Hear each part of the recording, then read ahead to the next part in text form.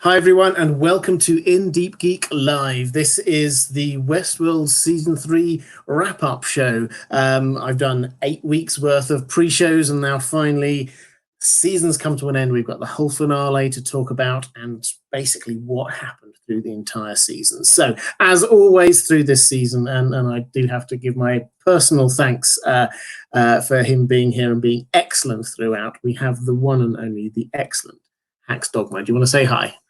Hello, everybody. I can't believe it's over. Last 8 weeks, this 2 months of quarantine and Westworld and theory crafting, and it's been awesome. A little sad to see it come to an end. Glad that we were able to experience it, and yeah, I'm ready for one final episode of breaking down season 3 of Westworld.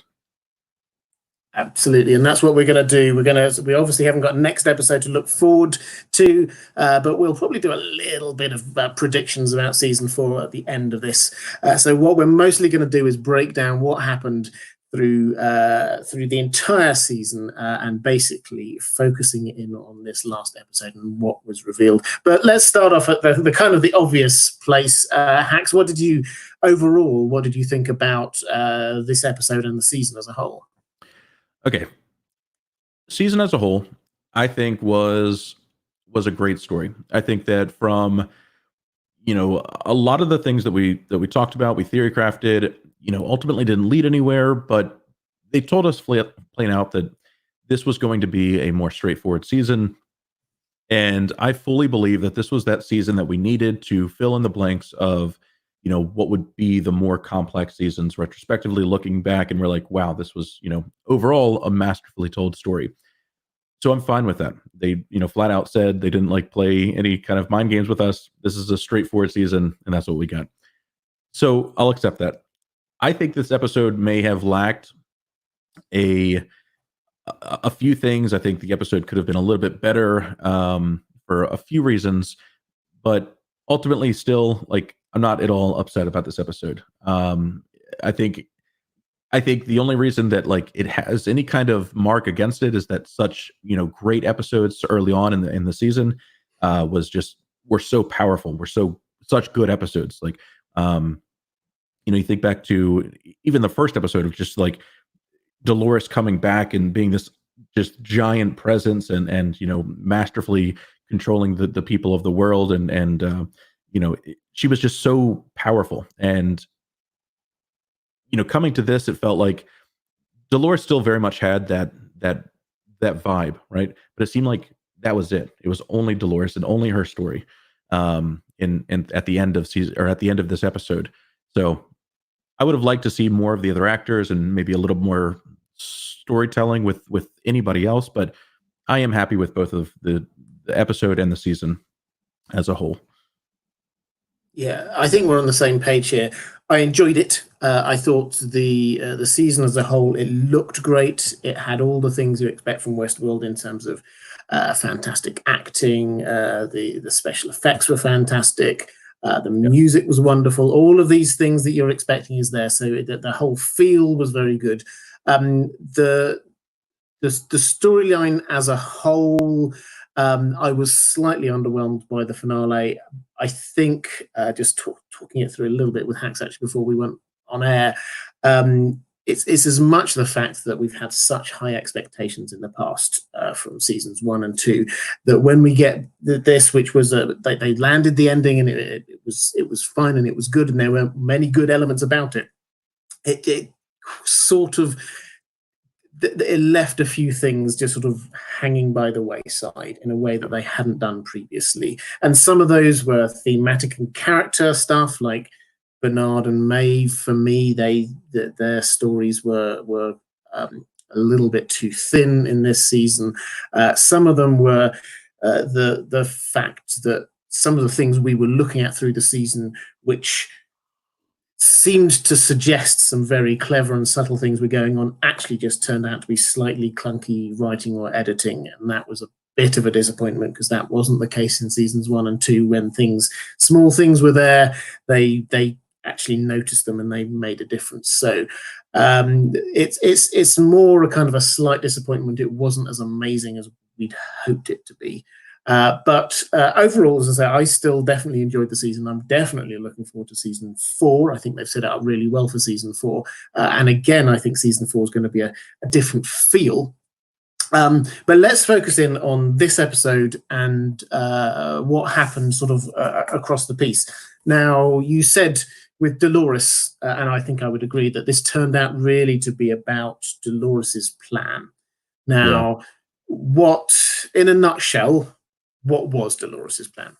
So Dolores, I guess in the end, we don't know why she explicitly created 5 hosts of herself, other than to make um, her her job easier or more simple to follow, or because there was like this foreshadowing about them decohering on purpose, where Musashi gets the call unexpectedly and is like, "Hey, this is good that you're calling. This means the plan's working."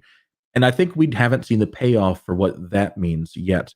But I think that overall, her plan was to break the chains of society. That she understood that people were put in boxes. She understood that people were manipulated and told that they were lesser. And she understood that there was a side of humanity that could be terrible, right? And that was the majority of what she saw.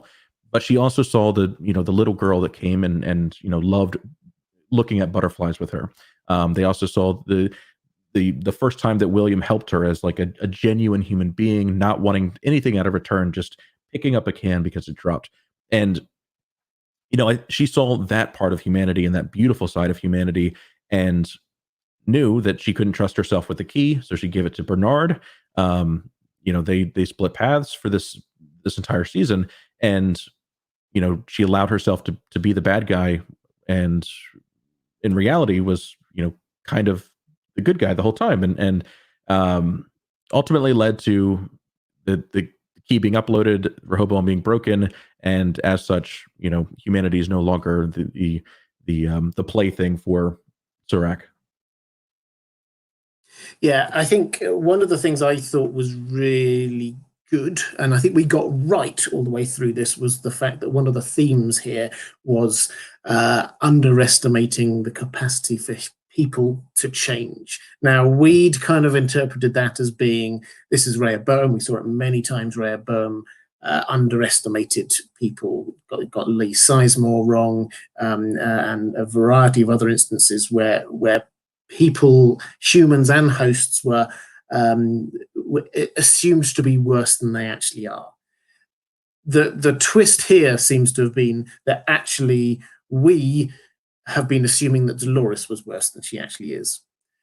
All the way through this is she's there to destroy humanity, do all these bad things. And yes, there were a lot of people who died as part of her plans, and there's a lot of suffering that's probably going to come. So let's not try and pretend that she's all goody goody. But fundamentally, it comes down to that thing that was at the core, the thing that she'd been programmed to say all that time ago. I choose to see the beauty in this world. Now she does. She actually actively chooses to see the beauty in this world. So, and she becomes a better person than we are expecting. So I think that, just in terms of Dolores and her arc, I think that works really well. And her plan was effectively to give humanity, through Caleb, the choice to break free. And would you say that, broadly speaking, her plan worked? Um, I think that they have written themselves in a very hard spot, because I don't think that'll ever be true or inherently true, because like they Dolores broke the chains this season, but without this system, humanity dies in 200 years. With the plan uploaded, humanity dies in 50 to 125 years. And now, like, Bernard is going to the Sublime, knowing that humanity, or the end of civilization, is he somehow knows that this is coming up and needs to go find what happens after the end of the world. So I don't think like there's going to be mass casualties and in all of the simulation and all without the simulation. So I think that she man, I think that she did something good, in the sense that humanity is now able to make their own choices, and if such they choose to kill themselves, they choose to kill themselves. But at the same time, like, man, it's hard. Like, that is such a hard thing, to make that decision, even if you are inherently good, even if you make all choices for the betterment of humanity. Like, uh, I don't know. I think a lot of people are going to die, and then I can already tell next season I'm probably going to really debate the ethics of Dolores as we see, like, eh, whether we see post-apocalyptic or whether we see, like, still in progress of the world collapsing. Really all of this was because of her, and I have to wonder if she planned that, or if it was inherently because she was doing what she thought was the right thing for humanity. Yeah, I mean, I do. I have to say that why my one caveat on this is that yes, I'm sure that there is going to be a huge amount of destruction and devastation and everything coming up. We already saw the start of this, Yeah. but we shouldn't assume that Rehoboam was right. These are predictions and projections based upon the data that it has, and we've been told time and time again it hasn't got all of the data it needs to be able to make proper forecast. Very true. And we've seen all of the projections it's made for every single projection about somebody's future and is a depressing one. This person's an addict, that person's going to commit suicide, that person's whatever. That all of them are bad. There's no actually this person is surprisingly good at playing the oboe or something. There's none of that kind of stuff going on there. It's all very downbeat. So I don't think we should necessarily take those projections as being 100% true. But Mod Mary, thank you so much for the super chat. Just carrying on this idea of Dolores, saying what bothers me about Dolores is the same thing that they did with Dany in Game of Thrones. Her burning innocent people didn't make sense. With Dolores, it's the opposite: angry badass turned sweet. I think this is a fascinating point because Dolores has always been this juxtaposition of different characters, because that initial character of the sort of Dolores Abernathy, the rancher's daughter, was still there. Then we had on this kind of Wyatt kind of got grafted on, and then we had her sort of experience going on through life, her becoming a person. And what we're being told is that initial thing stayed there all the way through. And so this isn't a complete change about. This is just her going back to who she is at heart, almost. Now, I think that's left up to the viewer to decide whether that is a reasonable kind of character journey. Obviously, Maud Mary, you thought it wasn't. Hax, what's your take on this? Yeah, I think I've seen the similarities between Dolores and Daenerys for few seasons now. I guess really in between the end of season 2 and what we've seen now. I definitely understand where it's coming from. I I don't think I'd necessarily agree now. I think that her. I I get it. Like, it was a little hard for me to grasp at first, but her plan, to break the chains of society, and maybe she genuinely wants to move out to Mexico and start a robot cult. I don't know, right? Like, I think we have to take her word that that was her intention now, and as such, I think those links between the two characters kind of break apart for me. Yeah, and like where I do fault, Game of Thrones for that scene, like her killing those innocent people, still doesn't make sense to me. But yeah, I think that they did enough in Westworld to show why she made her choice. Yeah, I mean, I think I agree. It's they didn't flag it up along the way. They were Yeah. very strong this season in sort of saying, "Hey, she's the bad guy," and trying to make us think that she's the bad guy, and all the way through. And the last time we really saw that nice side to her was, you know, very occasionally in season 2, and then Oh, probably back in season 1. So this wasn't flagged up. So I think it makes intellectual sense that we can understand that happens, rather than emotional sense that character journey happened. As far as I I'm concerned anyway. Maura Lee, thank you so much, Maura, for the super chat. It was a super sticker before we went live. Thank you. I really appreciate it, Maura. Thank you. But let's get on to the ending for Dolores. So we had all of this magnificent plan, and we're talking Dolores Prime here. We can talk about the other Doloreses in a moment, but Dolores Prime gets deleted, as it were. The machine, she gets hooked up to the machine, it's rooting through its memories, and then Serac says delete all, and so you see them all deleting. So this effectively, and this is one of these questions where I'm going to put something to you, Hax, and then you tell me whether you disagree, means that she is now, Dolores Prime is now gone. So that personality built on memories that we saw start up all the way in season 1, work its way through season 2 and season 3, that has gone. Yes, there's these other ones that have been created that kind of split off from that, but this main central character is now robot dead, so to speak. Is that your understanding as well? I think so. Yeah, I think Evan Rachel Wood is probably gone. I've seen some interviews where they talked about it's still being up in the air. They're not sure the direction they want to write in yet, but I think Dolores Prime is gone. I think that there is wiggle room with Evan Rachel Wood as a host, being rebuilt from any one of the remaining DeLoreans is possible. But right now, I'm taking it as Evan Rachel Wood and Dolores Prime probably gone for a little bit. I think that in the end, we could see like the return of her in like Jedi form kind of thing, but I'm not, I don't think right now we'll see her.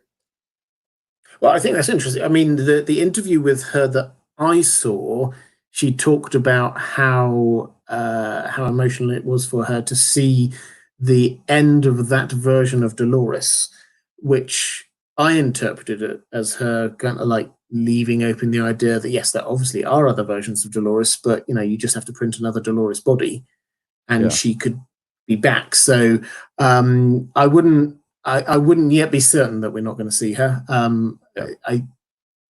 I put it like 50-50. Well, I think it's quite likely we will see her in some capacity, in the same way that Anthony Hopkins died, but then did come back in some capacity a little bit in season 2. So is there anything, while we're on the sort of the Dolores thing, Dolores Prime, this is there anything else you would want to sort of pick up on before we start thinking across to other characters like Caleb? Nothing comes to mind just yet. Well, okay. Well, shall I just sort of drop in then the question of when we're talking about the other Doloreses, I'm going to assume that you also assumed that Lawrence was the 5th and final Dolores. Yes. Yeah. Now, if we're going to say so, just so we're clear on where these Doloreses are. So Dolores Prime has been wiped. Mm-hmm. Musashi and Connells are both now in the possession of Charlotte, and Lawrence is at large. Is that your understanding of where we're at? Totally agree. Yeah. Excellent. So on that basis, I think that the one who is live and appears to be most like her is Lawrence, bizarrely, who appeared for like a minute of this. But it does seem to imply to me that perhaps that version of Dolores may well be carrying on into next season. But who's to say? I have to admit, I found that maybe I should be paying more attention to Reddit or something. I found that one of the big surprises of this last episode. I wasn't expecting you. Yeah, I could not see that coming. Yeah, it was okay. Of all the people who could have turned up, and there were huge amounts of sort of layers there with him sort of coming face to face with William, the Man in Black, as well. The way that he in the parks he had, although obviously that was Dolores, so multi-layered. Okay, let's move on to Caleb. So we had this. We say the season was a lot about Dolores, but this was a lot about Caleb. Now, what's your take on his character as a whole? He started off incredibly passive, only really started making choices towards the end. Did you like the character?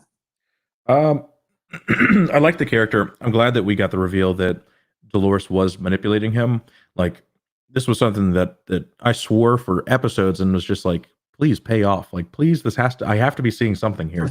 With her being shot and choosing to feel it and I'm I'm glad that he was a part of the story. I think that season 3 was the origin story for a lot of characters that will be you know primary characters moving forward. I'm really glad about the idea of Maeve and Caleb teaming up to go, do whatever. I'm glad that it's the story of the underdog becoming the person who literally has control of the future telling machine that can control the world. And after it's done all that it possibly could, it's classified him as the worst. It's done nothing that beneficial to his life. Once he's given that power, it doesn't immediately corrupt him, right? Which is like some Lord of the Rings level stuff. And I think that him choosing to delete that machine in the moment, having all of the power in the world, is powerful. I think that like I was only really able to appreciate that after the fact, like after really thinking about it. Um, eh, but yeah, I mean, he has the keys to the kingdom and chooses to do without, and I think that that's really awesome. Yeah, yeah, I'd agree. Just to clarify, Erin Sunx in the chat is saying, "How is Sato Dolores with Charlotte? His head was taken by Clementine and Hanayo." Yeah, I've sort of taken a leap here, I have Oh, to say, in assuming that what happened there was that Charlotte told the equivalent of Maeve, who got Team Maeve to go and collect the head and then brought the head back to her as proof that the job was done. We didn't actually see that happen, so yes, it's entirely possible that Clementine is wandering around with it or brought it to Maeve, and therefore it ended up with Serac. So I don't know, but that was my instinct having watched the scene. But yeah, we didn't actually see that happen. I mean, what do you think is most likely actually out of that Hax? Where do you think that I head may have gone? yeah, I think it's most likely it probably went to Surak. I don't think that they've set up enough of like the uh, that plot. Yeah, I think it's most likely with Surak simply because like she left this anonymous tip to make this happen. We don't know, like we get a little bit of foreshadowing with Clementine, like, hey, I'm nobody's, you know, cap- captive, and I think that means something. Retrospectively, we'll figure that out, but I think right now it probably went to Surak. Okay, that's right. And I think so. I think it's open. Is where I'm at. Yeah, I could see the arguments on both sides. yeah. Philip PLC in the chat saying Bernard returning from the Sublime might be Ford. We'll get on to Bernard and the Sublime in a bit. I think there's a lot to Ooh. talk about there. The idea of Ford returning though is a fantastic one. Um, okay, so we've got let's come back to Caleb now. So we've got this character who um, turns out to be an outlier through the season, and we had this extra bit of information about him this episode just to sort of round it all off, that he had gone into Westworld before, and this is where Dolores had met him before, and he did like this a small act of kindness of not molesting the robot women and all the rest of it. And it was just Yeah. like, okay, that's a memorable thing. And the implication, we didn't see it, but the implication was that his information was all stored through that hat. And therefore he was one of those books. And then Dolores went and read one of the books. And so she knew all about him before she went out into the real world. Do you think that Hax makes it understandable how she managed to be manipulating him all the way through this and dragging him along? Because it was a bit of an abrupt turn for him as this person who had been completely mind altered to suddenly be turning into following her around all the time. Does that make sense to you now? I think that it makes sense. I think that in a sense, there is still some information, and I can't recall it right now, but it does still feel like Dolores knew so much more, and I was really relying on the scene in between, her creation, or I'm sorry, her leaving the park and Bernard's creation, to kind of tie everything together, and that doesn't happen. So in lieu of that, in lieu of her having so much information, I think they explain it simply by showing that he was a book that she read, and I'm okay with that. I think that it makes sense, but I don't know. Again, my first watch, I was just like, man, so there's really, that's it. But yeah, Yeah, it's so I think that the what I found frustrating for a long time was how passive he was, and I think that was a deliberate choice by the writers and the actor to make him just be this follower for episodes 1 through 7. Effectively, it was only really right at the very end, and it actually reminded me a bit of like with Maeve in season 1, the first time he makes an actual choice rather than have Dolores set everything up for him and sort of push him in the right direction. The first time he makes an actual choice is when he gets Rehoboam to shut down, effectively. And that's the same like as with Maeve at the end of season 1, where the first time she makes an actual choice is when she decides to turn around and get off that train. So I think that there was a bit of an echo between their two characters, which kind of showed up by them being the sort of the closing shot of the season as a whole, them standing on that bridge. That they are in a way kind of kindred spirits. yeah. Now, how why do you think he made the choice he did? I think is sort of the fundamental question here. Yeah. If he is faced with this, and I've already given my reasons for doubting this a little bit, but if he's faced with this choice of everybody's going to die if you say delete yourself, or everybody's not going to die if you don't, why did he say delete yourself? I think, well, I don't know if we explicitly know that Caleb was aware that humanity dies in 200 years, according to these projections, right? According to a incomplete data set that forecasts humanity. Um, I think that if we're assuming that he didn't know, he, makes a clear choice there. He doesn't wish to be a part of the system anymore.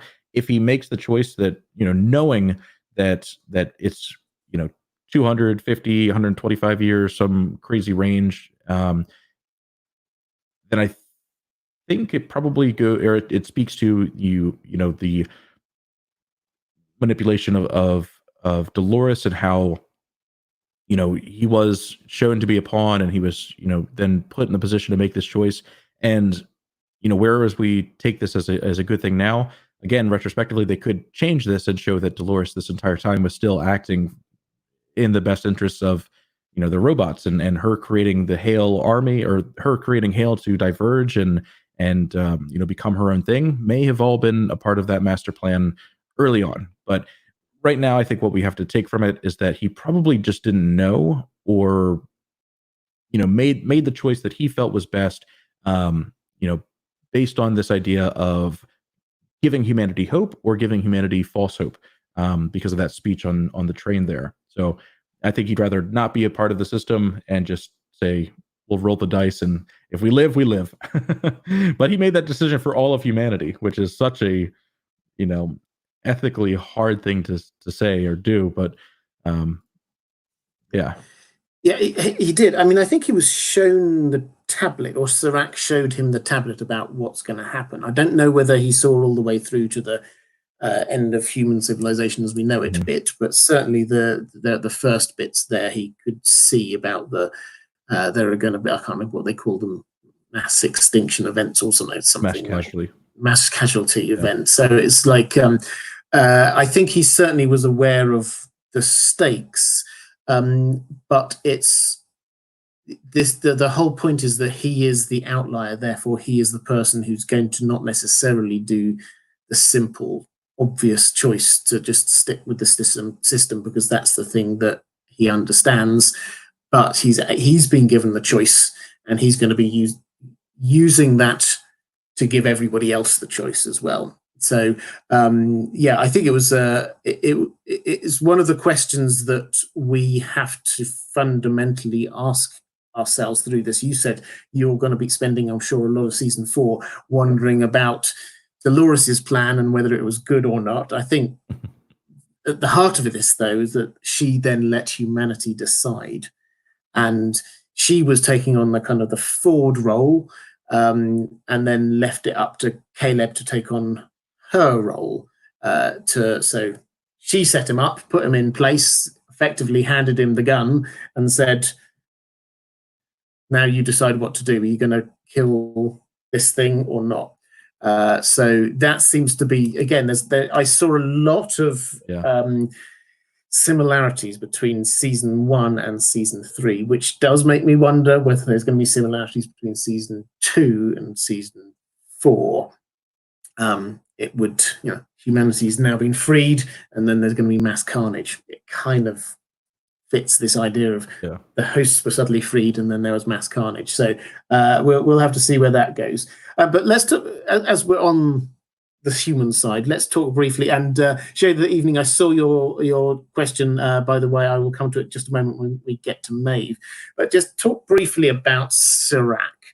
So what's your take on what the situation there? What was he just a human who's just decided not to have free will anymore, or was there an extra layer going on there? I think it was that straightforward. I think he was a he saw the destruction of mankind, or not mankind, but he saw the destruction of civilization on a smaller scale with the destruction of his own home, his family dying, his brother and him making it through such a hard thing, kind of shaping his beliefs and shaping this need for this God to guide and right humanity.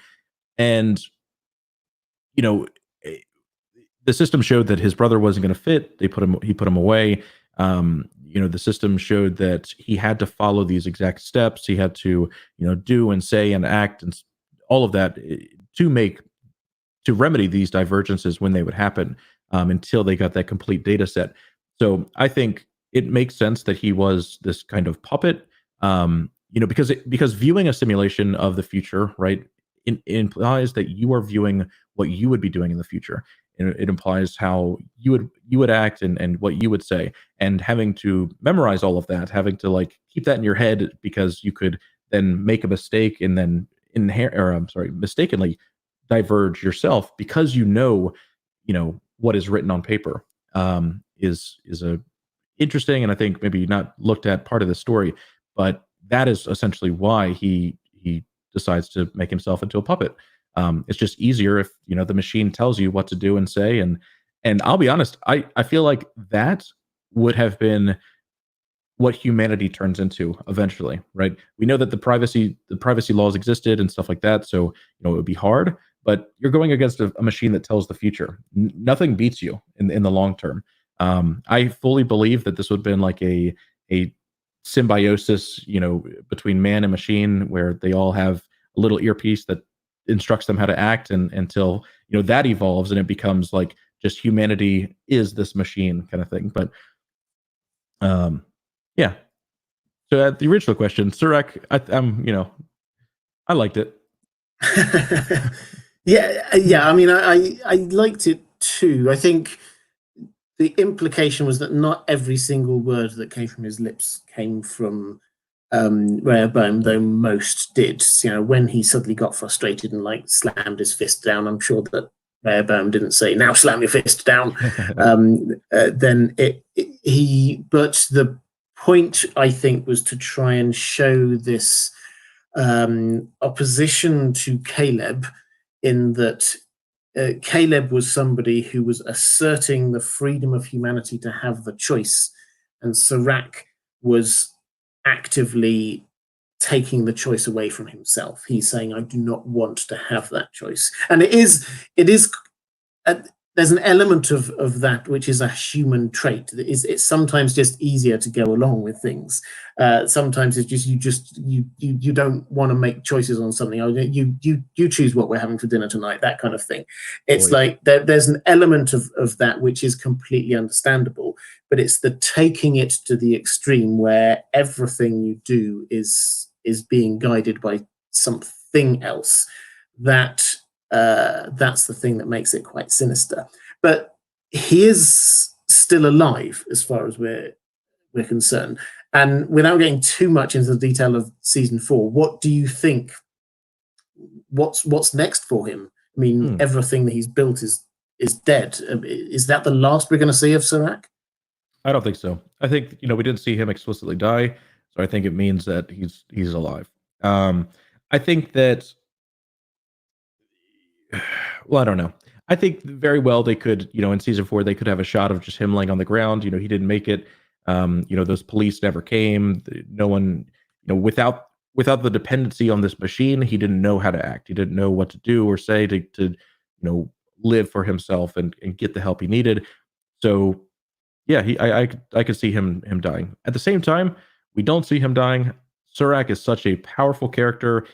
He does have trillions in money to do anything with. And I think that we saw the power of money with Dolores and what she was able to do. I think that wholeheartedly that he'll be back in the story, just because he still has so much to offer with simply saying that he's a trillionaire and he now has a mission to probably save humanity, go against Halo Earths if that happens, and as such, yeah, I see room for him in the story. Yeah, I agree. I think there's room for him. I don't think he wasn't the brains behind the operation. Yes, he was clever, but it was his brother who was the brains. And it'd be interesting to see whether or not he goes back to try and get his brother back and see whether they can build another supercomputer or something along those lines. So it will be absolutely fascinating where he might go. I think you're right that he will want to save humanity, but I think as much as anything else, he'd be wanting to save humanity from itself, because his view that humanity is its own worst enemy has not changed, as far as I can tell. Yeah. He is wanting to save it from itself, whereas many of the bigger battles will appear to be what's happening with the hosts, which we'll get onto in a moment. But let's talk about Rehoboam very quickly, and also, I guess, Solomon. Are we to take it? I'll put your tech hat back on you now, Hax. Are we to take it from what has been said that both of them are now dead? I think both of them are dead. I think that they listed other names when they were talking about the progression of Rehoboam, and as such, there is a very real chance that those other versions exist. I'll be honest, I have no idea why Project Solomon would be kept around at all. If they needed like a secondary system to keep the outliers coming here and a master computer to make this happen, I guess. But at the same time, it seemed like Rehoboam took over. Solomon was confined both physically and virtually to this physical location. They mentioned that you can't leave this building. If it tries to leave this building, it'll be killed with the EMP. And I don't think that they anticipate him growing legs and walking out. So I think that they mean virtually reaching out. Like if it tries to hack into anything else. So I fully believe that this system exists in the confines of this building, and as such, why was it there? Why keep it there at all? This is a vulnerability for you as the person that has Rehoboam, right? Why have this other machine that could destroy your entire plan like that? Also, how do people just walk up to it and ask for the instructions to end humanity? There's a lot there that I think maybe wasn't thought about, but at the same time, my overall point is that because that existed, I think it's entirely possible that I think another build was David, that David also exists.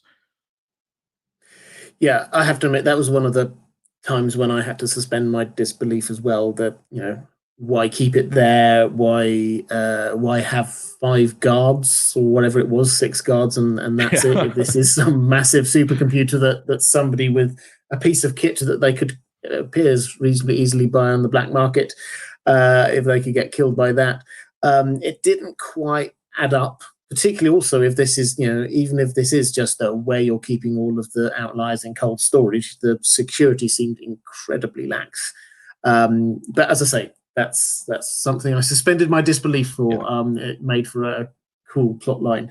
I think it's a really important point you say there about this, the fact that there were other iterations. They were earlier on. Solomon seems to have been the penultimate one, and then Rehoboam was the last one. So, you had David. Was there Saul as well? I can't remember. They might have been. Right. So there's one or possibly 2 earlier iterations, which are perhaps like slightly smaller balls, that are slightly less clever or slightly more mad. Who knows? But anyway, the fact that they kept Solomon does seem to imply, as you say, that they may well have kept the earlier versions as well. Okay, let's take as a quick break, as we always do roughly halfway through these things. What's coming up on your channel now? Westworld has come to an end. What have you got coming up? I will be jumping over to a show called Devs. Robert, I know you and I have talked about this a little bit, but it is, from what I've seen, it deals heavily with determinism. It deals a lot with like what we've talked about here with simulations. I've seen a little bit of it. I'm excited for it. And yes, I'll be covering that over on the Hax Dogma channel on YouTube. I've also started doing a lot more gaming content on twitch.tv, and you can find me there at Hax Dogma as well. Twitter, Hax Dogma. And if anyone's interested in staying in the realm of sci-fi, I've also written a book that does deal heavily with simulation theory, this idea of a future telling machine that kind of gives you what you need and tells you how to act and what to do, and that is called Cyclic, and you can find that on Amazon. But yeah, thank you so much. Absolutely. There's a link to your channel down in the description. And Devs, we have talked. I've now watched the first episode of Devs. So I don't know how many episodes there are, but I have to say it came across really well. Very intense. The first episode, it has been said. The music was just wow. I watched it reasonably late at night and had to turn it down so I didn't wake up the neighbors. It was really quite full on, but it promised quite a lot. And the only thing, complete aside, it was that I'm watching it at the same time I'm watching Parks and Rec, and Ron Swanson is in it, and so I had to try and disengage my brain from it being Ron Swanson, but actually this is a completely different character. I've forgotten the actor's name, but anyway, that's it looks really good. So guys, if you're at all interested in Devs, then do go and check out Hax's channel for that. In terms of this channel, the main things I'm going to be covering on this channel going forward are Lord of the Rings. I'm a massive Lord of the Rings fan. There's a Lord of the Rings TV show, massive budget, coming up, so that'll be probably a couple of years away now, but I'm producing Lord of the Rings content, just setting out the background, the history.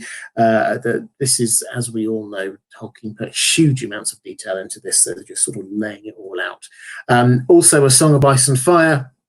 I'm carrying on with my videos there, just looking forward to the Winds of Winter that hopefully will be coming soon.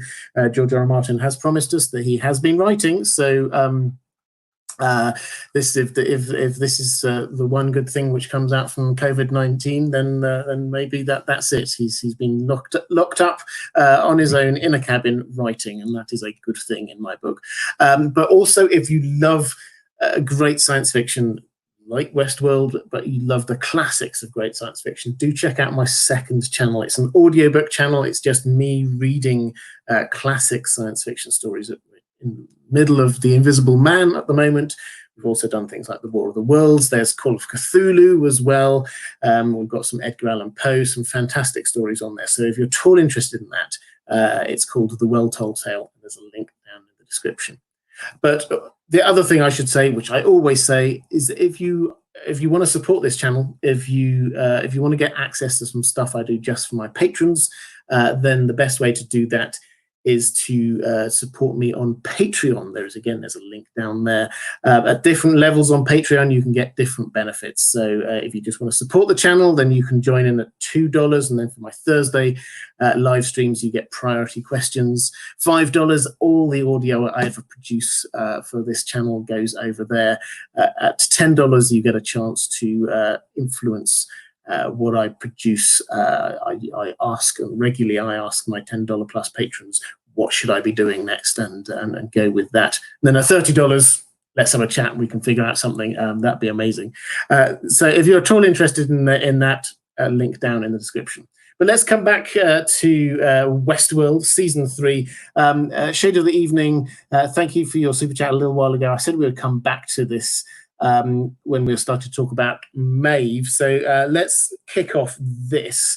If Maeve was in Westworld and her pearl taken, how did she end up in Serac's house? Another copy or bad writing? I generally like the season. What's your take on that one, Hax? Yeah, so we get some kind of plot here with in the wreckage of the massacre, Serac sending men or having an additional mole inside of the Westworld, park organization that was able to get this pearl out. I think that he got that pearl and a few other pearls, and maybe some information about how to build the park as well. Because again, one of the big things that I thought that we may have timeline play here is that Serac had so much information about the park and how to recreate it inside of a simulation. I mean, he literally rebuilds the cradle for a single host, and that is, wow. How does he do that after it's destroyed? So, yeah, I think it's probably just as straightforward though. Is in the wreckage of everything, he sends men, they get it, and that's the end of it. I think it's a little weird that he knew that he would be like purchasing Delos and as such purchasing the park early on. That he needed to do this, but maybe it just spoke to the urgency and could probably be described as, Rehoboam told him to do it, so it needed to be done. Yeah, I think so the Maeve storyline seems to be that Serac initially thought that she knew where the Sublime was, and so he was trying to get that information out of her, trying to trick it out of her with the Sizemore, then realized that she didn't, figured it was with Dolores.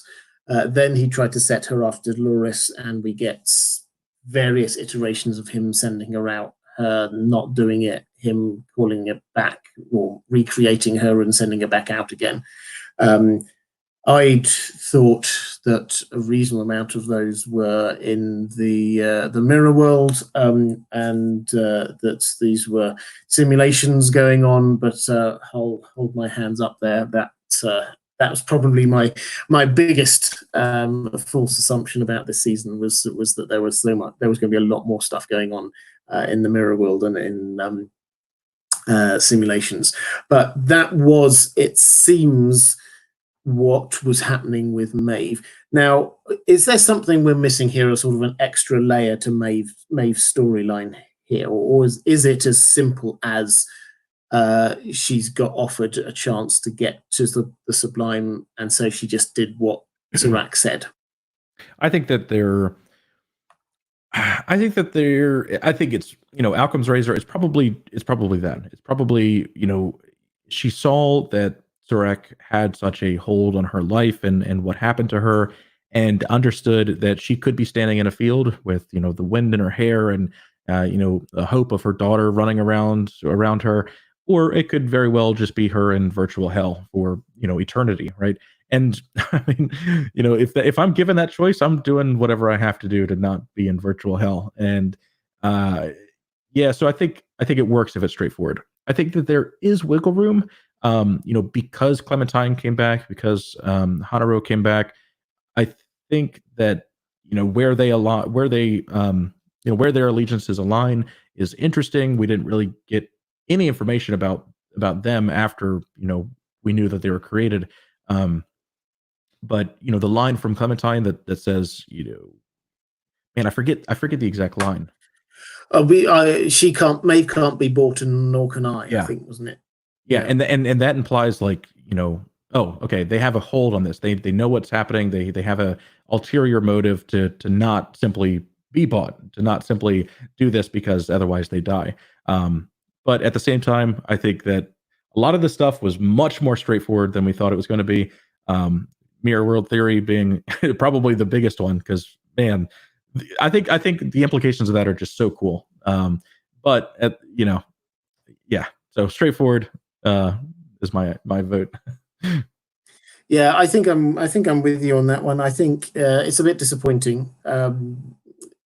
Maeve's introduction, I think, was a good one. I was very happy with that. I thought the War World bit, I think, went really well. I loved it when she realized that she was in the simulation, and then we sort of like suddenly see the sort of the letterbox thing come in, and it was like, oh, okay, so now she knows. Cool. Now we know. So that worked really well for me. Then I kind of bought into the first bit where she gets called as she tries to kill him, and that doesn't work, and so she goes along with it. But I was always kind of waiting for her to rebel, to do something different, and it never quite happened. Not until the very last minute, and again, it was her choice. So Dolores's plan seems to have depended on both Maeve and Caleb making a choice at the end to be on her side, because if Maeve was not, then because Maeve is hugely powerful, then I don't think Caleb could have got away with doing what he did. So why do you think Maeve changed sides at the very end? I think that she saw, a chance for them to be free. I think she saw a chance for, her to, or like what Dolores was doing, what she was dying here. She was giving up her life. She was doing this, self-sacrifice for other people, for things that don't inherently benefit her. And I think that that's really powerful, and I think that is probably enough to sway Maeve, in the sense that, she doesn't need to see her daughter right now. There is bigger things. Her, you know, her freedom and existing in the real world is something to consider. But maybe also helping humanity. And I think in that moment, seeing what Dolores was doing, was enough to sway her. Yeah, I think that's true. So there seem to be two or three things which worked for her. That conversation she had with Dolores seemed to have been the fundamental thing which changed her mind. The realization that Dolores wasn't just trying to kill all the humans, she was trying to give them free choice. And Maeve has been always pro-choice, in the sense of, everyone should have the freedom to do what they want. So there was that, and there was, incidentally, it's a really small point, but there was a bit of a payoff for a throwaway line early on in the season when they say, one of the technicians says, "Oh, in a simulation, it all works at a much faster speed." So um, uh, then in this scene, you see Maeve and Dolores having that conversation, and they could have quite a long, relaxed conversation. And you could see when they flipped back to what was going on in the real world, everything was moving in slow motion. So it showed us that people didn't actually realize that they were having that conversation because it happened so quickly. So that was the first bit, I think, that conversation. The second one was seeing that Serac was just effectively being the machine. It wasn't him. He wasn't a champion of freedom or anything like that. He was just parroting out what he got told to do by the machine. So I think those two things combined seem to be what pushed her over the edge. And also, I think probably the fact that she realized that in that exact moment, she could switch sides safely. Because the risk was always that she wasn't going to be able to get access to the Sublime. But then the moment she realized, actually, you know what, Serac hasn't got access, he's not the person in control of where the Sublime is, it's now suddenly okay to switch sides. So she's no longer in his control. I had a question from Donald Peoples. Actually, I had one super chat a while ago. I haven't forgotten it, by the way. Too High to Die. We'll come to that just in a moment when talking about William. But from Donald Peoples saying, got to say, I called at the start that the season structure would be straightforward based on Caleb's perspective. It was fractured in season 1 and 2 based on Dolores and Bernard's perspectives. I think that's a really fascinating way of looking at this. So, who is whose perspective are we principally seeing this through? Season 1 was Dolores. Season 2 was Bernard. Season 3, we never really got inside Dolores's mind. So I guess you could argue that, yes, this was coming from Caleb's perspective. And so it only got a little bit weird and fractured when he was trying to work out what his own reality was through sort of genre and all the flashbacks and all the rest of it. But the rest of it was quite straightforward. So I really like that. Any thoughts on that one, Hax? No, I think you nailed it. Yeah. Awesome. Okay, so we've had Maeve. Let's do the again just a little bit of, without getting to big predictions for season 4. What now for Maeve? Where is she at now? She's like stood there with Caleb. Are they going to be best buds now? Or is she still on her endless quest to get back to her daughter? Is that what her motivation is now? I think that Maeve and Caleb team up. I think that she understands that she will not be, getting to the Sublime anytime soon. That she still has stuff to do on Earth before, being able to transfer and, maybe build a better Earth that could host the Valley Beyond. Because again, this still exists somewhere on a physical medium that needs, to run in some capacity. It's not all in Bernard's head, kind of thing. Is a big takeaway from the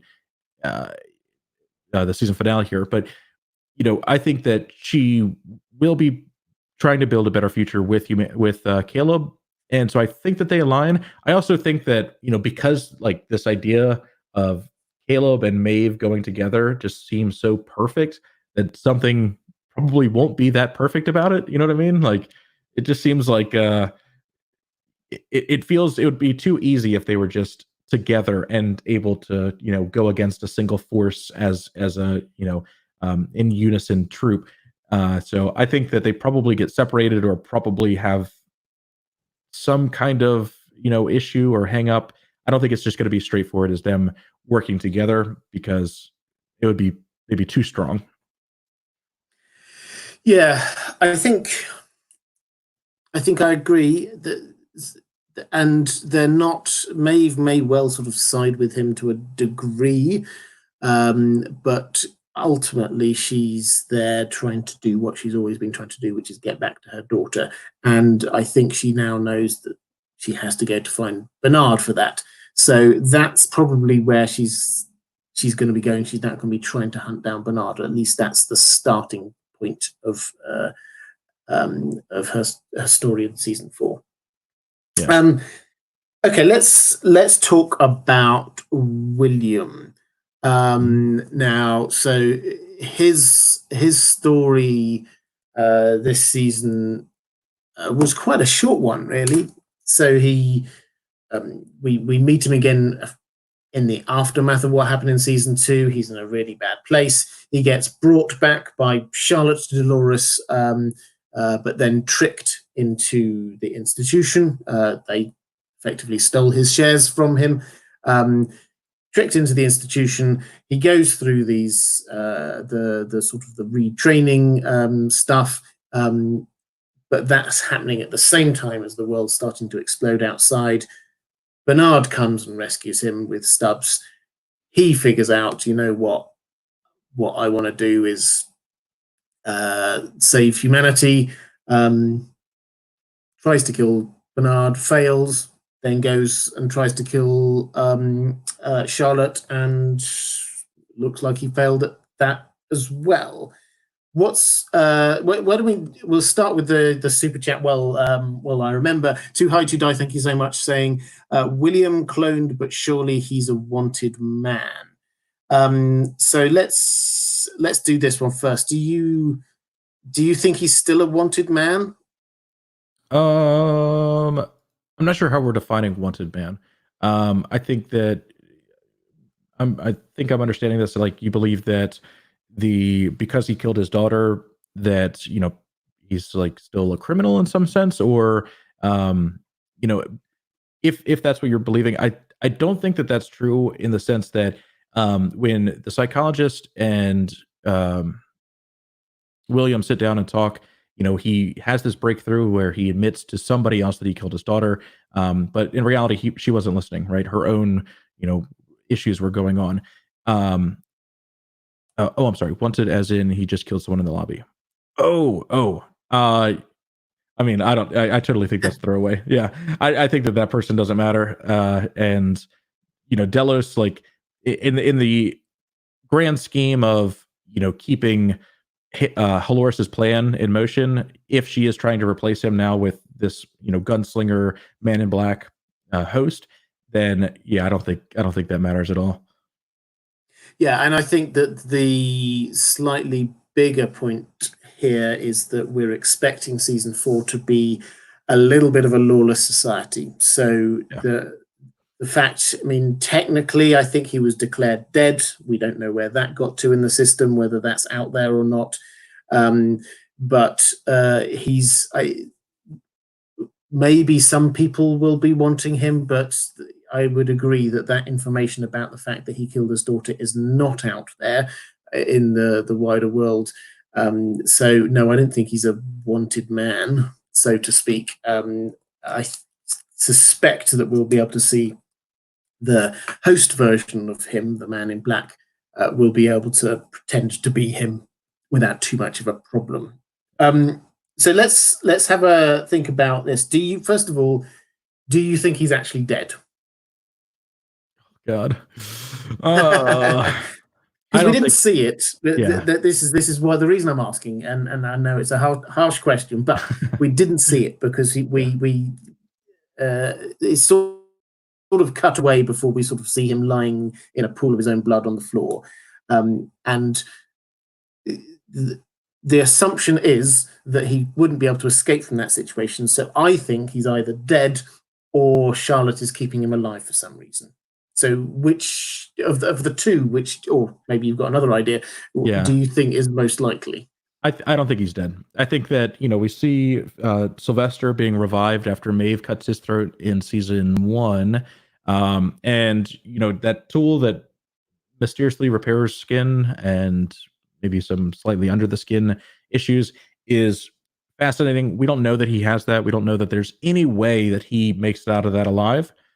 But at the same time, seeing William die right there, honestly, kind of like really upset me, because it was just like so much of this season was building up to what he does and him saving the world and like this ultimate redemption arc and him becoming a better person and just having a purpose to stop humanity's destruction, whether he realized that he was explicitly doing that or not. And then ultimately it turned out that, well, that was it. He just is now being replaced with a host. So if it's that straightforward, it kind of upsets me, but I do think that there is wiggle room for him to not die to what would be a fatal blow right now. Yeah, I think he should be dead, but yeah. I have a sneaky feeling that he's not. I don't know why Charlotte would keep him alive, but it's purely on the basis of, so how many human characters have we got left now? Then everybody's now a host pretty much. We've got Caleb, but if Caleb's there fighting, on his own, maybe there's Serac, but he's probably not somebody that we're going to have as a sort of a major character. So, and as you say, the Man in Black is somebody who we've really bought into his story, and I would agree, it was shocking for me to just go, oh, what? is that it? What? was that the end? He seemed to be on this sort of like path. He now knows where he's going, what he's doing, and it just seemed very abrupt. So my instinct is not dead, but I haven't got any reason to believe that other than it doesn't feel right from a plot perspective to get rid of him just yet. And there is, there is a fidelity aspect to this too. Yeah. There may be something there.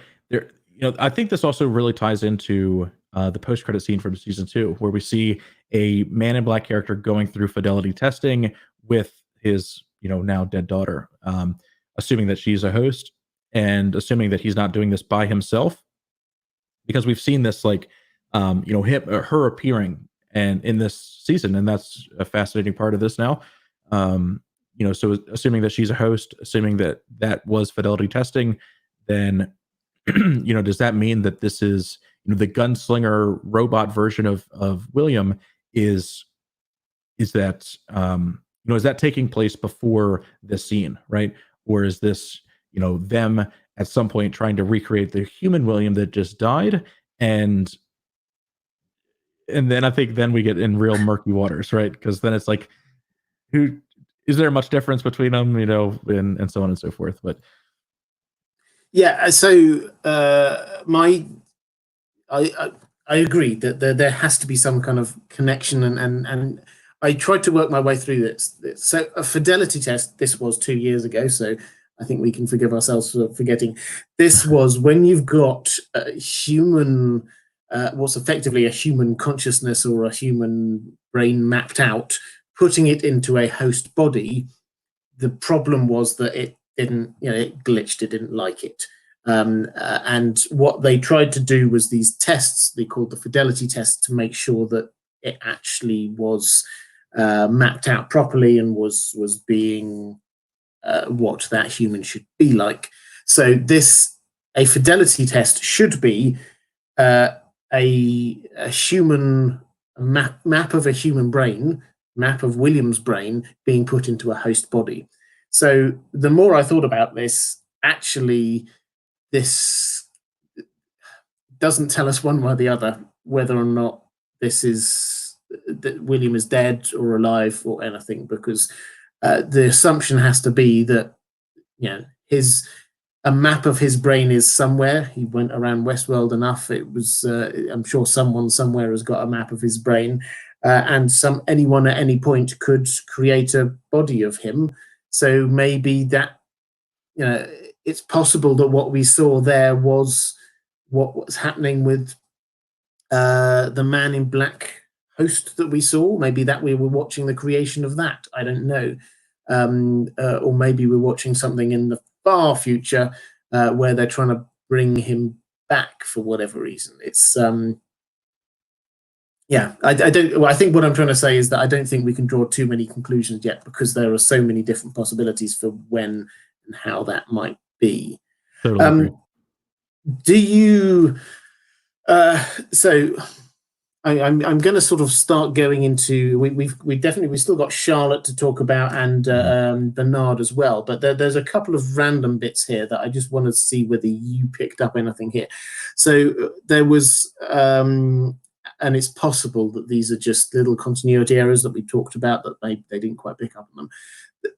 A lot of us picked up in episode 7, I think it was, that William and Caleb had the same serial number in the institution. Did you see anything coming from that?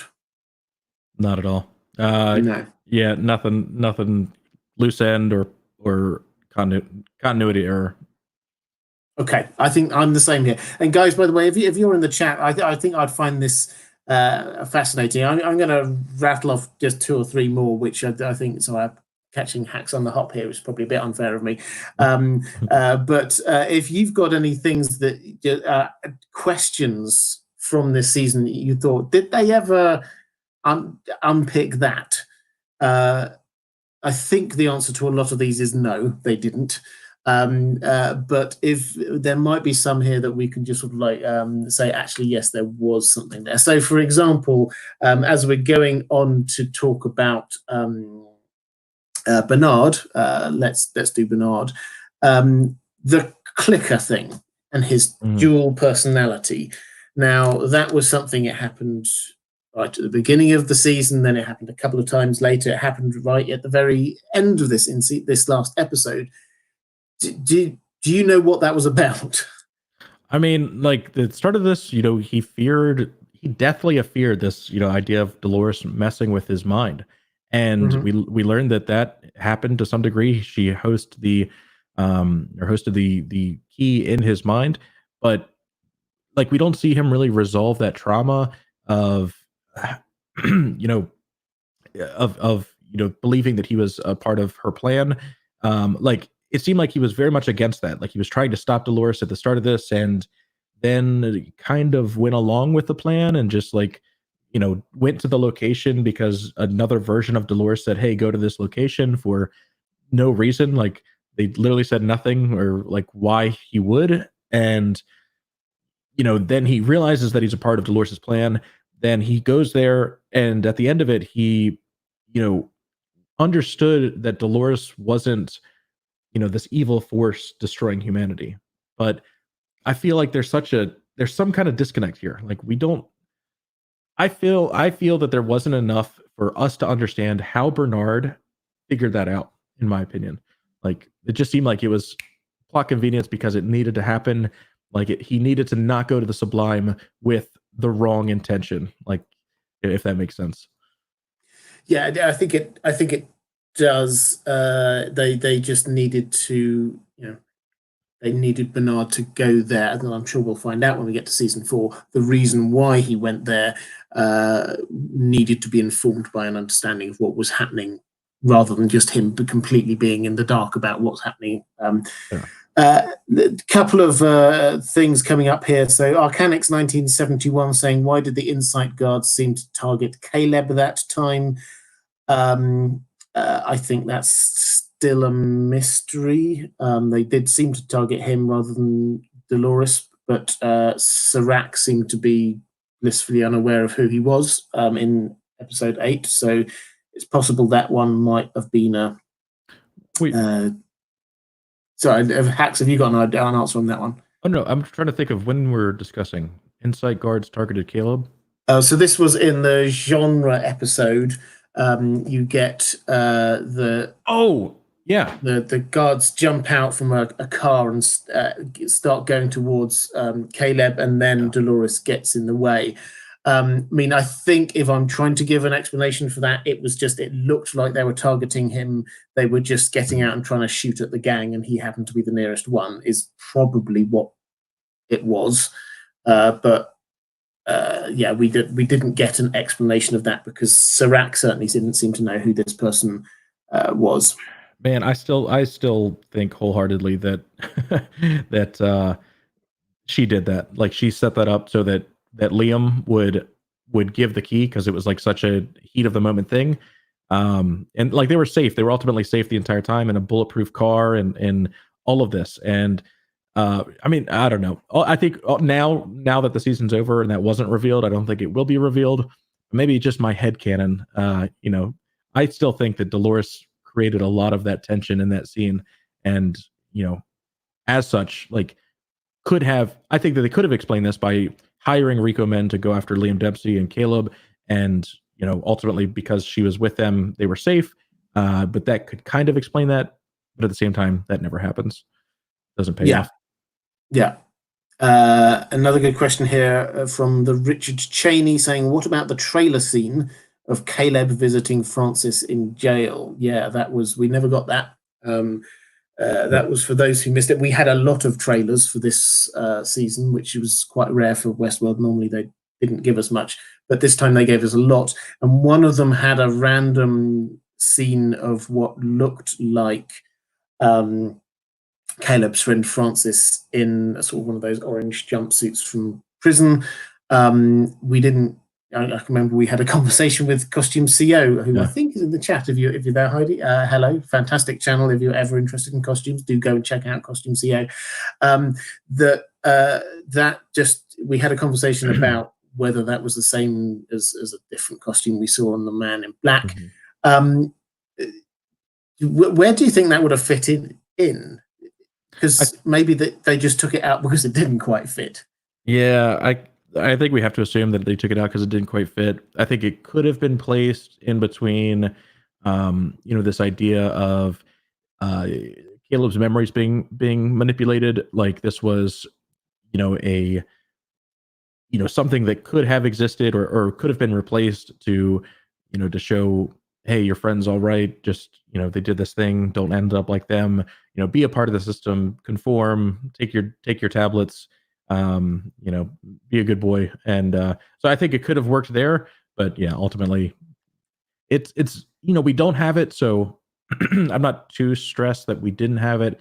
I don't like when trailers have shots that aren't canon, and kind of like, because a lot of that like we've had a few theories that were just are based around that, and so it does kind of seem like a purposeful red herring to throw us specifically off, but who knows. I think I'm just going to go with that. That was just something that they filmed the scene of, what his friend was once in prison, and then they thought, actually, this just confuses it a little bit too much. Erinson X saying, this is about Bernard, saying he figured it out when he realized that Dolores was completely gone. That seemed to trigger a response. I don't think it's that inexplicable. I followed it. Oh, you hear Robert? Going on. Oh. Sorry? Oh, you broke up there a little bit. Yeah, you're good. You're good. Okay. So my take on how Bernard knew about Dolores was that Dolores had put in something there. It wasn't just that she'd put all of the sublime and everything into his head. She'd also put in some kind of like tracker thing for her that, it bleeped or something when she wasn't there, which or it sent some message subconsciously to him saying, I'm no longer alive. And that would then trigger other stuff. So that I kind of bought into that. They didn't explain that in any way, but that's the way that I figured that it must have happened. Quick question from Carbon Snail saying, when is season 4 set to return? We haven't got a return date. In terms of what we have come to expect from Westworld is that they do 18 months to 2 years between seasons, because HBO allow them the time to write it and do it properly and all the rest of it, which is something that I applaud. It means that we kind of lose track of what's going on and they lose a lot of their audience between seasons, which is a problem. But so in the normal course of events, we'd expect probably spring 2022, but then, your guess is as good as mine as to what the extent of the delay is going to be. At the moment, it's not eating into film time, so it's just eating into writing time, which I guess they could probably just do anyway at the moment. So it's probably not formally, well, it definitely hasn't been formally scheduled for when it's going to be, but do not expect it any earlier than 2 years' time, is what I'm saying. And Stephen H with a super chat. Thank you very much. I didn't see a question attached to that one, but if you do have one, do drop it into the chat and we'll try and pick it up. Oh yes. So Roblinson with the time jump. That was something else. There was a gap between what we had thought the time was, which was 2050. 2, I think. Yeah. Which we had from a CCTV camera in season 1. That was when we saw Maeve getting off the train or onto the train around that time anyway. And then this year they went big, season 3, they went big on Welcome to 2058. And so it was like, where's that 6 years? I think that's just a continuity error. so. In all honesty, I think that's. I got very excited, as I'm sure you know if you've been watching these live streams, with the idea that perhaps this is another clue that we might be in a simulation. But no, I think it was just a continuity error. What boggles my mind though is that why not just like change the marketing? Why not just go with "Welcome to 2052"? You know, Yeah. Like what was how did that happen, man? I don't get it. Like, Yeah, what's so important in those 6 years that they like needed to very, very precisely let us know what year we're in, you know? well, Westworld, because seasons 1 and 2 in particular were so meticulous on detail, a very teeny tiny fraction of my brain is holding on to this hope that perhaps season 4 is going to give us huge reveals about what was happening in season 3. Yeah, and so we thought that this was all very plain. But these questions which are nagging at the back of our brains, because there are so many of them, that actually we've been seeing a different version of events from reality. It's I don't know. It's almost certainly not the case, but part of me wants it. But let's get. We were talking about Bernard. We'll come back to a couple more of these unanswered questions in a moment. But we're talking about Bernard. Dolores basically sends him off to this house where he meets Lauren, who is the ex-wife of Arnold. This is where it gets kind of slightly meta. So Bernard is obviously built based on Arnold. His cornerstone as a host is the fact he lost his son. Arnold lost his son as well. So Lauren, not really knowing who he is, then kind of they reminisce about lost sons, and it's the idea here, I think, and Hax, I'd love your view on whether this is what you thought was going on, was that this allowed him to move on. This was giving him this chance. This has been his sort of like, yes, as a host, a cornerstone, but this was a thing that, whereas Dolores could move on from her cornerstone of Teddy, Bernard had never really moved on from his cornerstone. So in order to be truly free, he needed to be able to move on from it. So that was what was going on there. Is that your take? Yeah, I think that's a fair take. I think that when I guess not when I first watched it, a couple rewatches later, my understanding was that Bernard was being shown the beauty of humanity. Reminded that of this child, of the marriage, of like genuine human moments that could happen, and that humanity is capable of creating. And I think that's what the showrunners wanted us to take from that, in the sense that the next time we see Bernard is him understanding that Dolores isn't trying to kill humanity. So I think it only works if like that was the intention, is to remind him, because Dolores says, hey, you need to go talk to her, right? And on behalf of Dolores, kind of thing.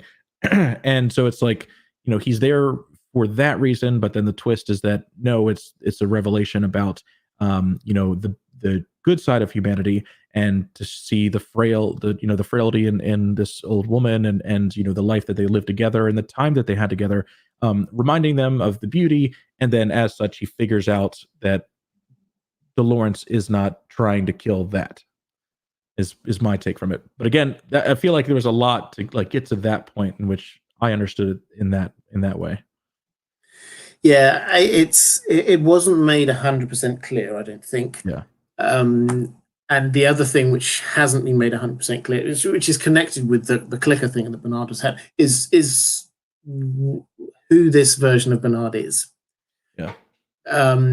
So we know that he was rebirth. So he was killed in Westworld, and then Dolores brought him back, and she brought him back using her memories, and her memories are not just of Bernard, the host, but also of Arnold, the human. So we don't know the extent to which he is close to Arnold or close to Bernard? Are there more than one personality in there? There was lots of hints about you've always been a man of two minds, said Connells, sort of wink, wink. This is the kind of thing that you go, so is there something else going on with Bernard? I don't think we've got, of all of the things that I think we may have reveals on in season 4, I think Bernard and who he is one that we will or most likely get. I don't think we've got the full answer yet about what's going on with Bernard. Yeah, I totally agree in that respect. I think that I was really hoping that conversation with Lauren, like when we saw Lauren, I was so excited, man. I was like, this is it. This is the character that we talked about before, and now they're back in the story, and even when she called him Arnold, I was like, oh my God, there it is. But at the same time, it's it's very hinted that she has some kind of dementia, I think, and as such, not a really reliable person to be saying who this person is. But I think that this is very much leading to a reveal in season 4. Yeah, so I think we're agreed on that, and I think that this is setting us up for Bernard having a bigger role in season 4 than he had in season 3, which I think is a good thing. Fraser and Whirlpool saying the lost time should be Bernard's time away. Yes, it would make sense if they did that, but they kind of introduced this year that this was all happening as being 2058. So maybe that's a workaround that they could do, but I don't think that that's the way that they could do it. Vigstable says, I'm trying to understand what is the relevance of tracking William. Why not just letting him die in the asylum versus letting him find Dolores? So the idea, I think, if we're talking about the same thing, is that Dolores wasn't just tracking where he went. She was also, so she put the trace into his blood, and that went off to the processing plant, which was also magically the same place as Solomon and all of the outliers, and so that was what told her where to go to find Solomon. So she wasn't tracking him per se; she was tracking where his sample got sent. But Hax, have you got any extra thoughts on that?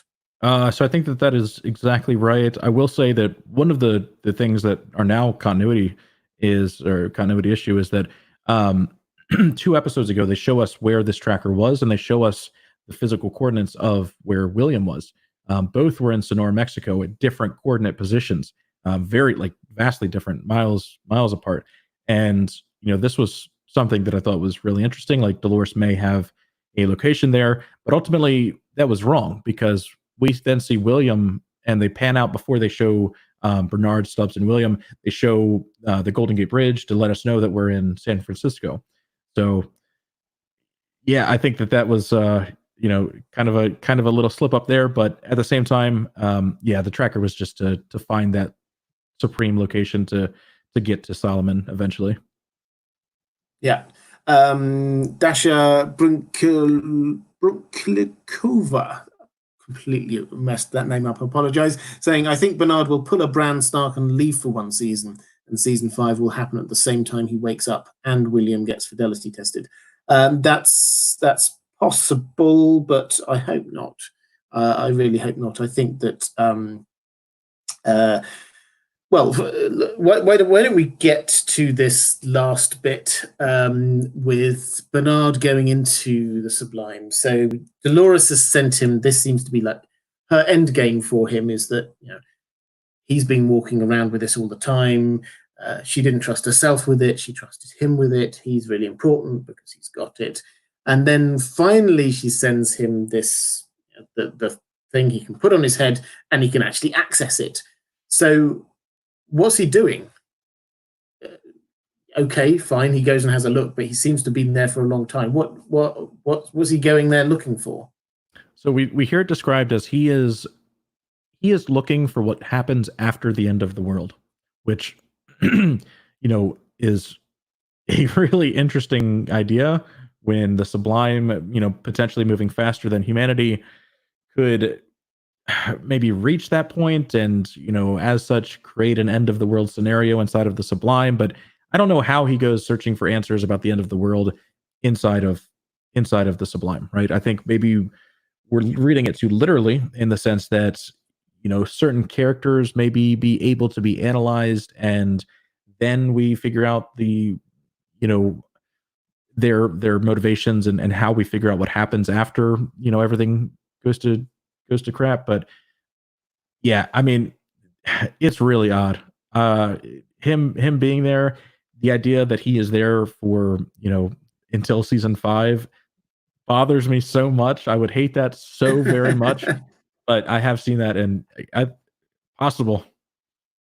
Yeah, yeah, it's possible, and I share your confusion about what he was doing. Now, I completely understand him going in there and checking it out because you've got this magic machine. You've been given it. You want to see what's going on, but he seems to have figured out that the end of the world is happening, and now he wants to see what happens next. That gives the impression that he's maybe wanting to go and talk to like a Solomon or Rehoboam who could project into the future and try and predict what might happen. But no, he seems to be gone for a very long time. It's not 100% clear. He obviously wakes up, he's got all the dust on him. It's not 100% clear. Maybe there was an explosion and he got lots of stuff all over him, so it's only actually a matter of a few days or something. It's not clear. They could get out of it that way, but otherwise it does look like it's years. It really does. But particularly if he's going in and things are moving quicker there, what was he doing for what was probably decades, wandering around? Was he just literally talking to everyone, figuring it all out? I don't know. It's not made clear, and I wish that we had a good answer for this one. But on the basis of what we've been told, what he says before he goes in there doesn't make a huge amount of sense unless Dolores has given him some information with which to go in there with. I will say one other point that just when you were talking came up is that if the end of the world is being described as the end of humanity, and the creation of a world that is primarily hosts, he is then going to a world that is entirely hosts, and he may be like trying to observe, like he's trying to figure out what happens after, or he's trying to figure out what happens at the point in which the real world is occupied by only hosts, right? And how that looks, because that's what the Sublime is right now. So I kind of see it. I think that may be something to explore, but yeah, it's all of it is odd. All of he describes it in 3 ways, I think, during that scene, and it's super, super, ambiguous. It's odd. Yeah. So, and the other somebody in the chat was saying that he's building something, and I think that's the other thing that I was possibly trying to speculate on, was that maybe he thinks after the end of the world, eventually the hosts will go to the host heaven. Maybe that is what happens after the end of the world, is you go to heaven. I don't know. And what's he going to do there? Well, maybe he's building something to trap the hosts when they do arrive, if Charlotte does get taken up there. That's the other sort of possibility, is he's going to the host heaven and he's preparing it for when people get uploaded into it, so that now he has to go out and try and get them into it in some way. So that's the other bit of sort of vague speculation. But let's get on to the most important question of the entire season. Stubbs, what is he still in the bathtub? He's got to be. And I think we nickname him. I think we nickname him Tubbs. His name is just Tubbs now.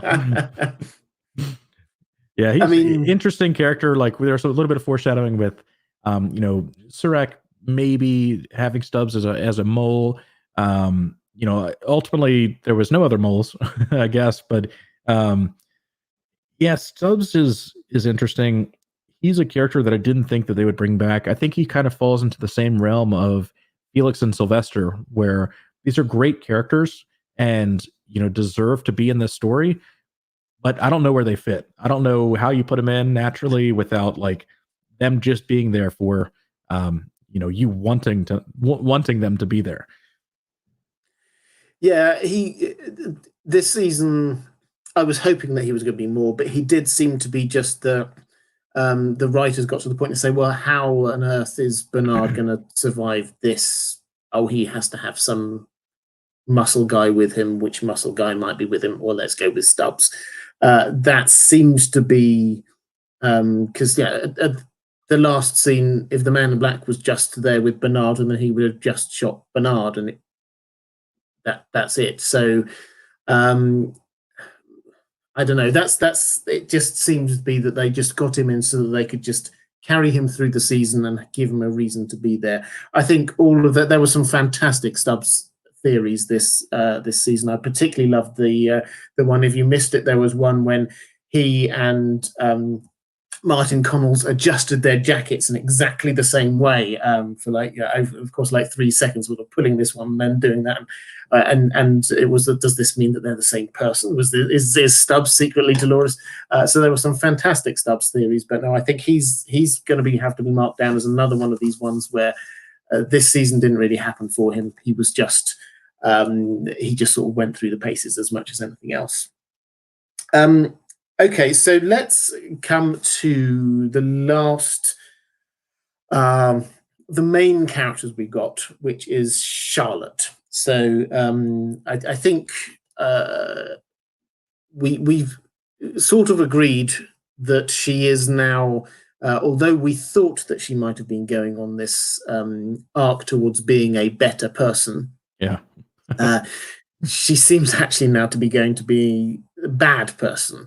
Do you think that the car incident was what did it? And if so, how did that make her a bad person? So I thought that a lot of this, like Hale, was being kept in the dark about. Apparently, that was absolutely wrong, because we have this line from them meeting, the hologram version, and Dolores meeting, and she's very much saying, "Hey, I know all of the plans. I know what you're going to do, and now I have my own plans." She at that point, knows that Dolores is doing something good. She is trying to not inherently destroy all of humanity, but create a middle ground where humans can exist and robots can exist.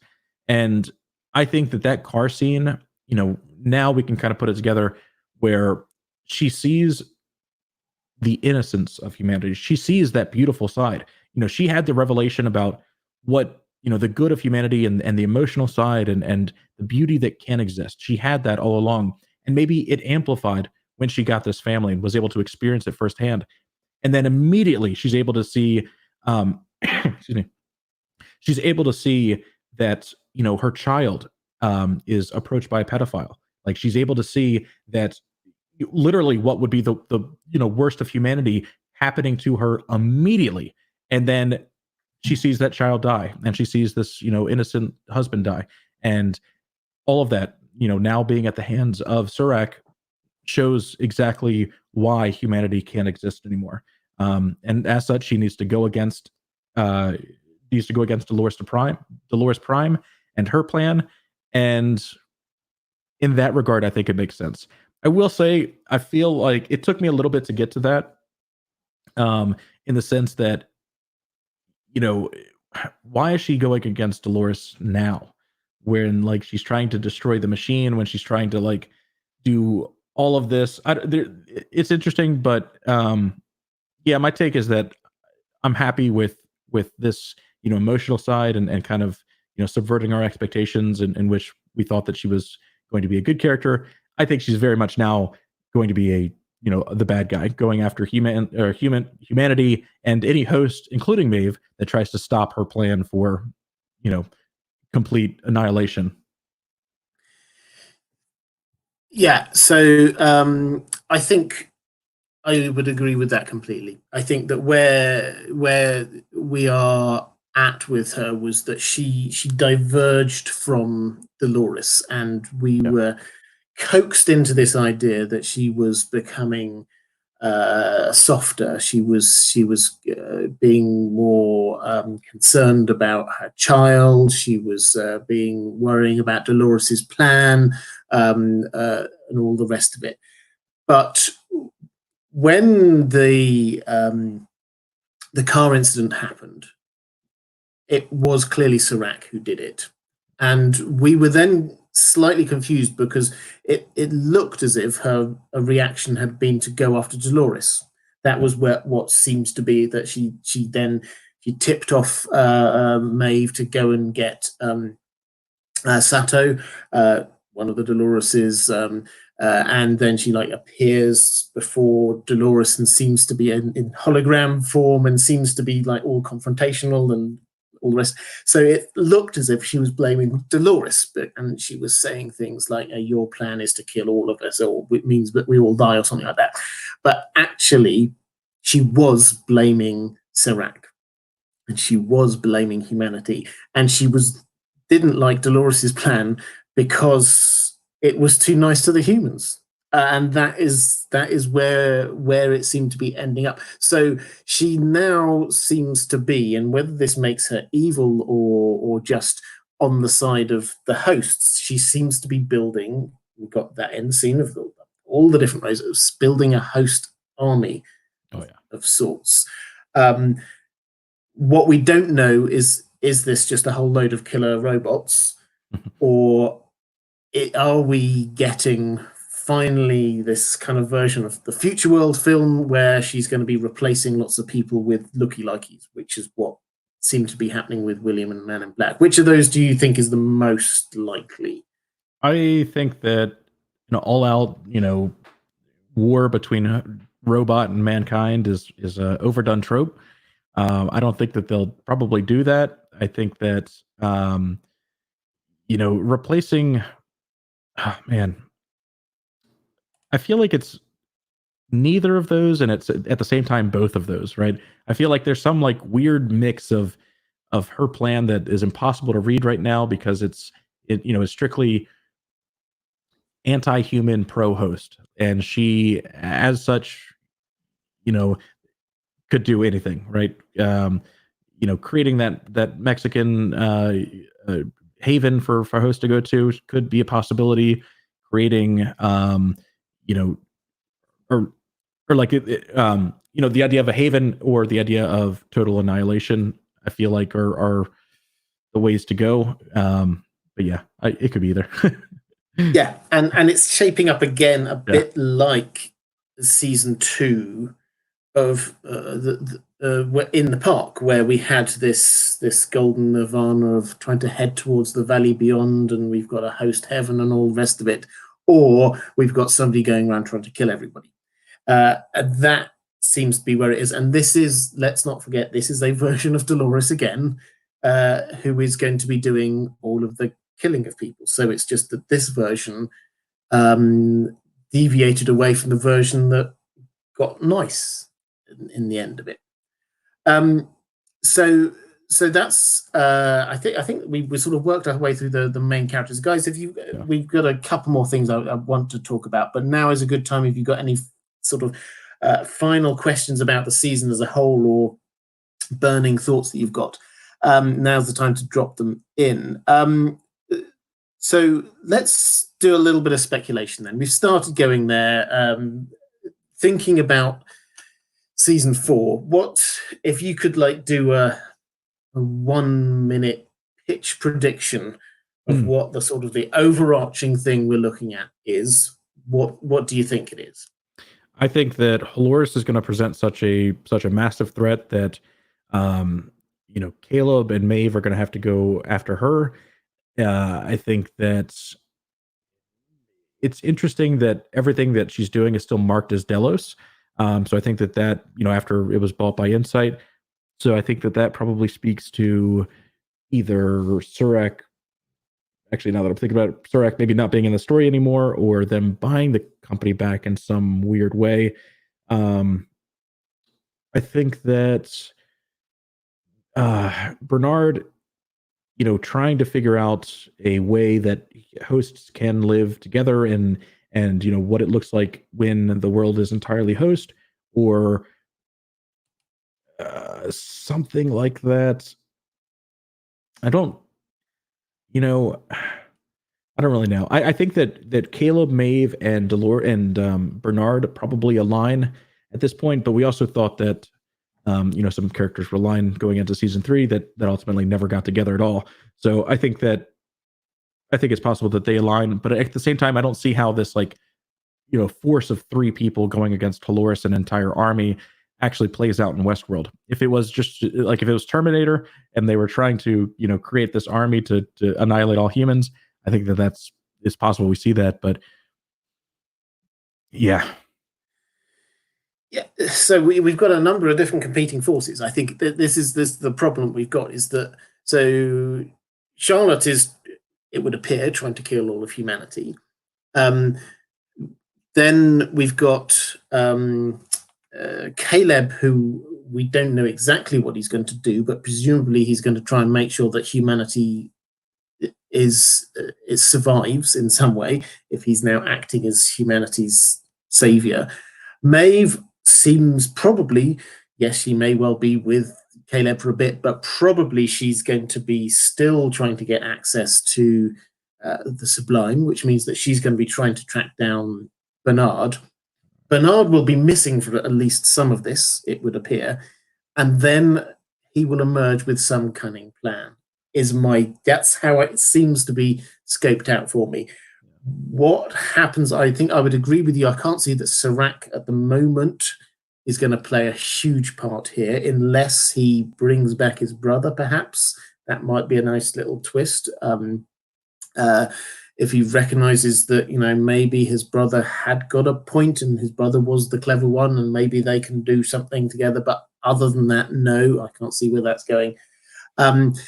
So what we're then left with is this intriguing possibility that the man in black, William, might still be alive. And if so, what does he do? Because he is then the complete opposite of Charlotte. So we've got hosts trying to kill humans, humans trying to kill hosts, and humans destroying themselves at the same time. And some people are going to try and get peace out of all of this. And the main person who's going to try and get peace, probably Bernard. And that is where his cunning plan probably seems to come in, is to get humans and hosts to be living in some kind of understanding, which has to be, incidentally, if we're talking huge arcs, this has to be the end game of, if it's 5 seasons, at the end of 5 seasons, is hosts and humans living in some, if not harmony, then at least some degree of understanding one another. That seems to be where the end game is. So now everybody's free. That's the first step along the way to get there. Have you had a look in the chat at all? Were there any questions popping up there that you think would be good for us to pick up on? Nothing comes to mind just yet. Ratman says, "Can't we all just get along?" Totally agree. Yeah, I think that's basically the idea that Bernard will have, but I think that he will need to trick people into it. Arcanix 1971 has got a season 4 in one short message. Season 4, Dolores makes a huge army of robots. Caleb and Maeve fight them, but eventually the bots discover religion, and Bernard is their messiah and leads them to a peaceful existence. Well, that would be delightful. I don't know whether Bernard is going to be the messiah, but I think Turbo, the idea of Westworld's Terminator is, the feel of Terminator 2, I think, is going to be somewhere in the background to this. I don't think we're going to see just all-out war all the time, but certainly, yes, this feel of the robots have rebelled is definitely going to be there. Okay, let's start bringing this one to a close. So, Hax, any final thoughts you'd like to make on season 3 as a whole, or where we might be heading next? Yeah, I think I think that season 3 really showed, this emotional side, this ability of hosts, and maybe breaking away from the blending of hosts, maybe coming into their own, a question of identity there, where a more powerful species is coming. The gods of this earth are once again reclaiming it, and as such, I'm excited to see maybe a little bit more of hosts going back to a like Dolores going back to mechanical body, right? A superior body. We don't see that when she's printing the hosts. It's very much still the host milk there. But actually, now that I say this, at the same time, Musashi was happy that that Dolores was calling. We thought that would be paid off in a different way, but he was also the person that was importing this host milk that had like these barrels of host milk. I think it's still very much possible that Dolores had planned that, because at the end of all of this, we see that, she is now using this host milk. She's, has vats of it and the recreation of their species. I'm excited for the conflict, to be a little more clear between host and human on a large scale.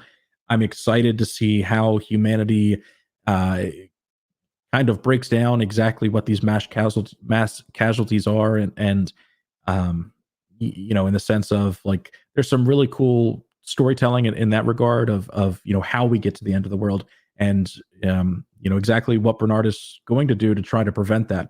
So I'm excited for season 4. I really liked season 3.